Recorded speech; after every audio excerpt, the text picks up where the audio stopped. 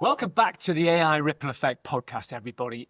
Today, we are lucky enough to be joined by Shahbaz, who is the CEO and founder of NTMK Logistics. So welcome to the podcast, Qasim. Thank you, and thank you for having me. I think we'll have a great discussion regarding uh, regarding the technology and all that stuff. Yeah, I'm very much looking forward to getting stuck in. It's a great pleasure to have you here. So why don't we kick off by you giving us a little bit about your background, Qasim, and what NTMK Logistics do and who your typical customers are? I've started my supply chain journey back in 2008 when I've started doing my master's degree in supply chain and logistics. I completed that and then I started working for organizations, and my actual journey in the practical field started from there. So initially, I've worked for different manufacturing companies, different retailers, and then started working on my own businesses, which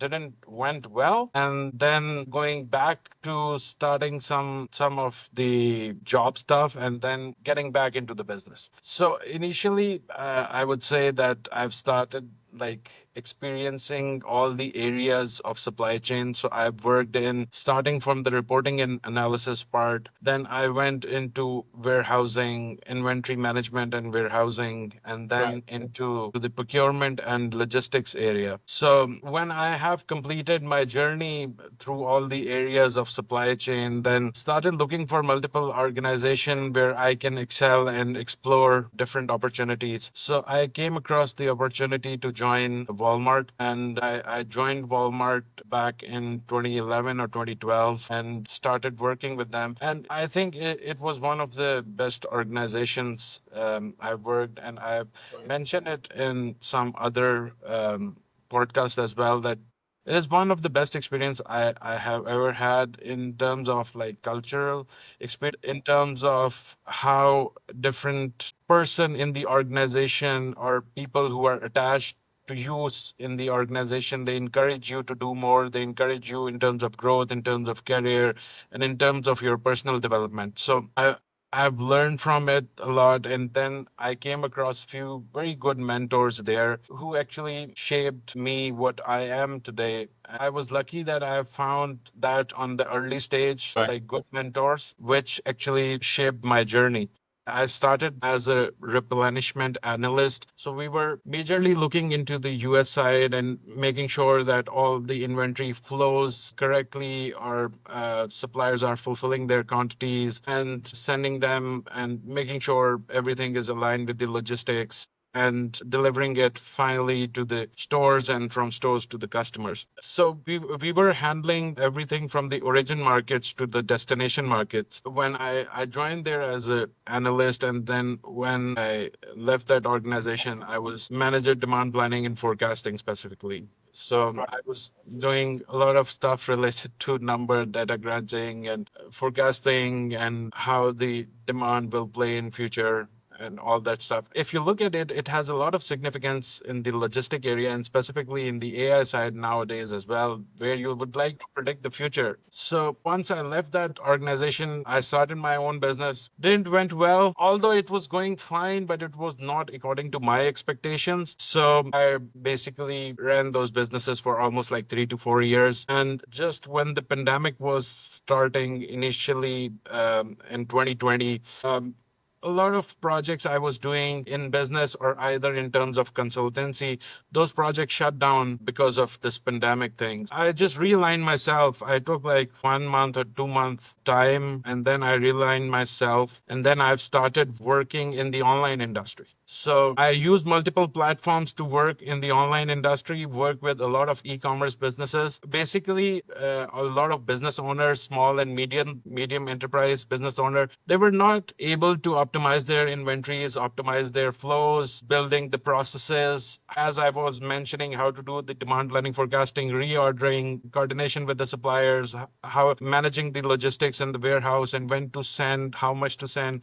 So all of these things, and then converting everything into digitalized format. So I help the businesses to convert their inventories, their warehouses, and even connect their warehouses with their platforms. So this is what I was doing, and then in the end, I joined Celiplex, which is the organization. My partner right now, Nate Ginsberg, he's partner with me in this NTMK Logistics. So I joined his company back in 2020. It is basically an agency-based business where we were providing consultancy or operations management services to a lot of e-commerce sellers. And then we have started developing a supply chain service. From there on, we have built a team of whole supply chain professionals, and we have been providing those services ever since. And that business has been growing year over year. And then we came across a time we were thinking to expand, and then we have thought about like a lot of customers we are serving at that point in time. They were facing a lot of problems with the freight forwarders, Right. specifically related to communication, tracking, and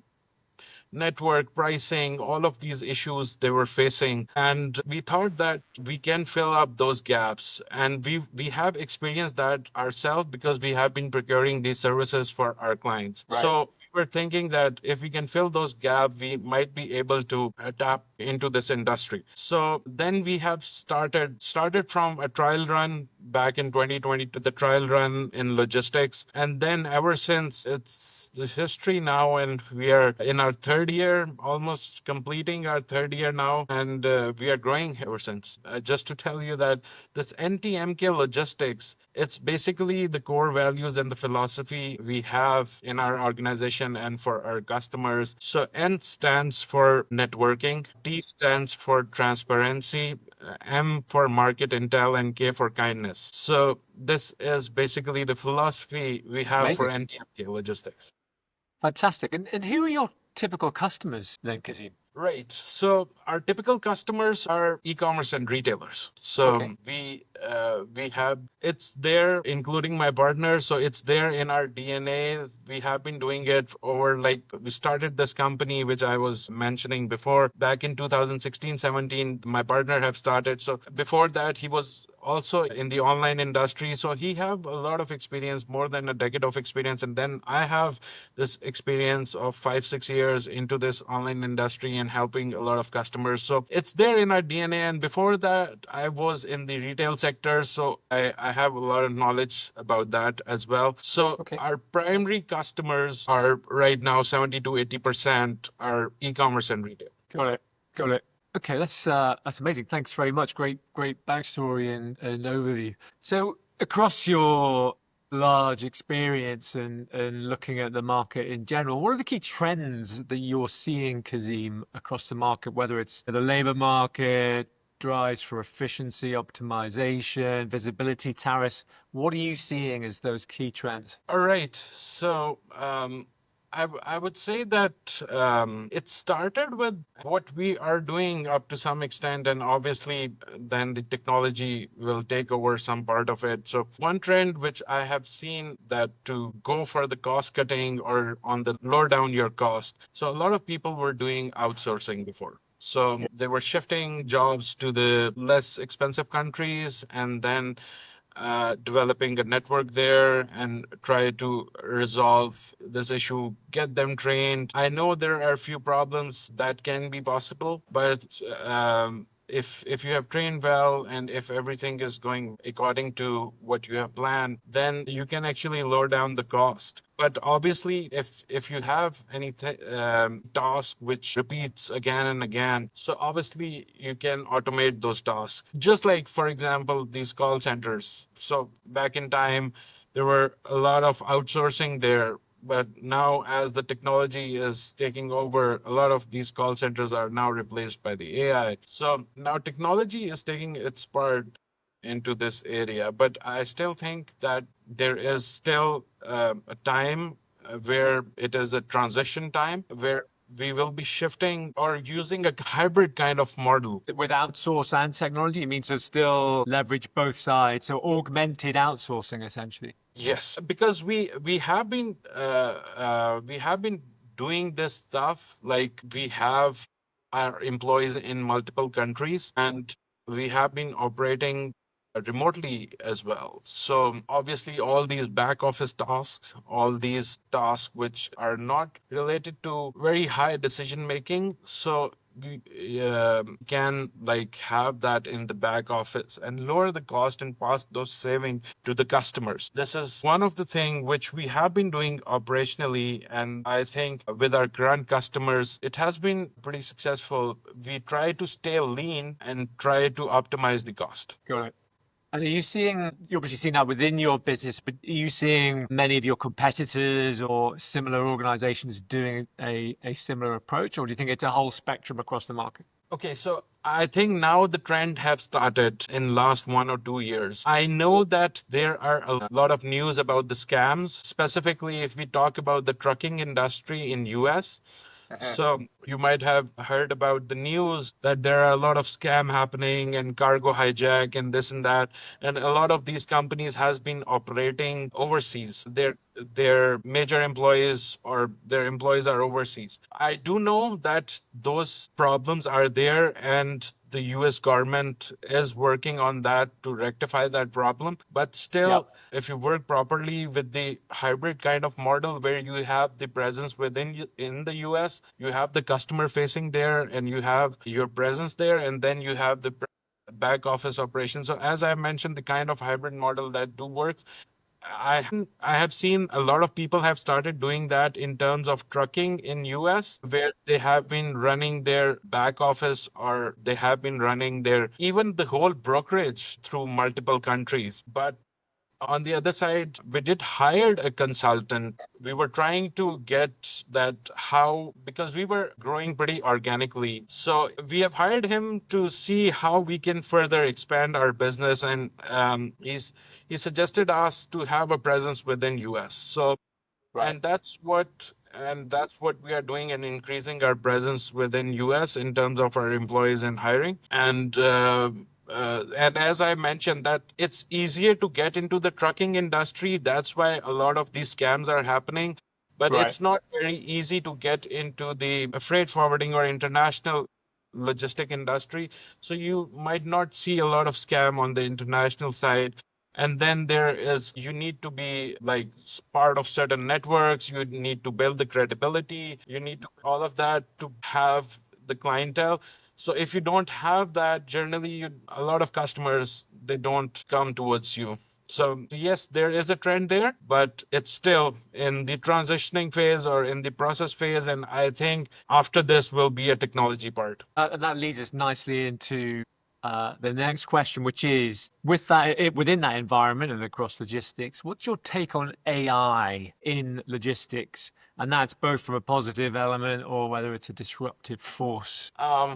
I take it as a positive element, and I would say that we would like to understand. Personally, understanding is that I don't go for a flashy tag or anything that is very flashy for the customers and they just fall for it. I don't think so that works in the industry, specifically in the forwarding industry, but I think so we need to understand what are the pain points and build the technology around it. I Right. think based on my experience, what I have seen, most people are concerned about major 3 or 4 things when they are dealing with the forwarders. So can you deliver fast? Can you pick up fast and deliver fast? Do you have a transparent communication? And then do you have a vast network? Because nowadays, as you have seen, like kind of near shoring or reshoring, and you need to diversify your supply chain. So do you have a vast network for the clients? And then Right. obviously online tracking and the price component that comes in later. So what Yeah. technology or AI function that you can build around these functions or these areas to fulfill the pain points of the customers? Yeah. Uh, so I think that in perspective of these areas, and obviously optimizing your workflows and everything on the back end, that do plays an important role, Yeah. and that do plays optimize your cost as well, because you can pass those saving obviously. Absolutely. And I mean that's really interesting. But in your journey so far, what have been the key hurdles that you've overcome in getting to where you are today? You've talked about expansion, using consultants, but what have been the standout milestones?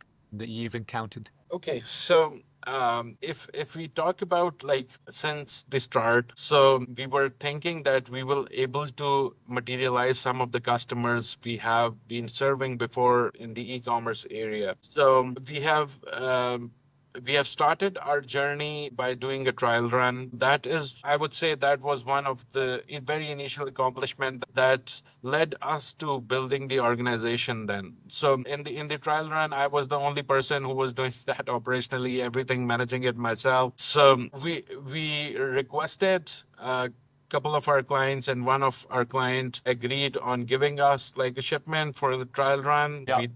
We told them that we're not going to charge anything, any profits there, but we'll just try to make sure that if we can achieve everything what we have aligned for ourselves. So we did few shipments for one client and then for a couple of other clients, and they went pretty well. Got it. And I think in the start, to convince the customer to give you the first few loads and first few shipments, that was the milestone. Then when we have actually successfully completed, the numbers were pretty amazing for us, if we look at that point. And then building the team once we have completed the specific trial run and started to develop the organization.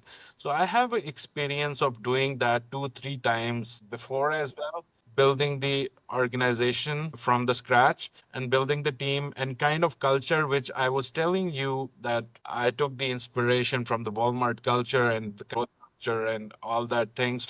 I tried to build that, and it is very close to my heart to build that culture and build only hire those people I want to work with. And because obviously you have to spend like 10, 12, maybe 15 hours a day sometimes with the team members. And if you are not willing to spend that time with the people, Yeah.